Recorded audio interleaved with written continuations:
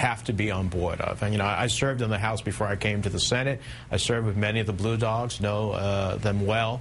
Look, how can you be about not recovering the taxpayers' investments when you have record bonuses taking place on Wall Street? How can you be for allowing a foreign corporation to spend and big money interest to roll over the average citizen, puts the average citizen in a David versus Goliath set of circumstances? That's not Blue Dog philosophy. So at the end of the day, I've got to believe that on these core issues, we are going to be united, and we're going to put it to the Republicans. I think this is an opportunity for contrast. I've said to our incumbents and our candidates that this election needs to be a contrast. You need to define yourself, you need to define your opponent, and most importantly, you need to give the electorate a choice. When they have a choice, they're not going to go back to the policies that brought us to the disaster that we were on the brink of and this president saved us from. When you're advising candidates and incumbents on how to create that sort of distinction,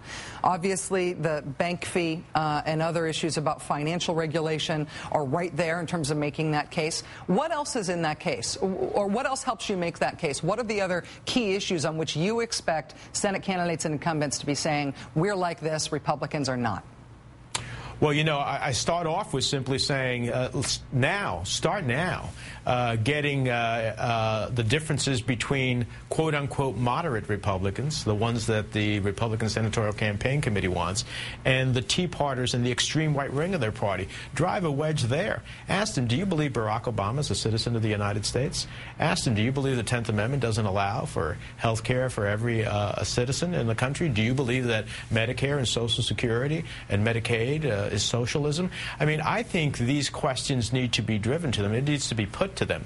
And then as we move towards the general election, so that's in a primary context, I'd get those candidates out there now defining these people as to where they stand. And then secondly, in the general election, I think that driving these substantive issues as we create jobs, and even there, I want to see Republicans, what they're going to say when it comes time to cast a vote to create jobs in America. When we have an emergency in this country like flooding or hurricane disasters, we consider a disaster. When 15 million American breadwinners don't have a job, I consider that a disaster, one that has to be responded to by the federal government. Let them choose on whose side are they on, and trying to get families back to work in America or taking care of big business. That's going to be an interesting choice.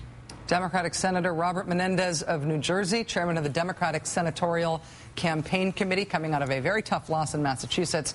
But with what you laid out here, obviously a plan for how to avoid that in the future. Thank you for your time tonight, sir. Appreciate it. Thank you. Good being with you.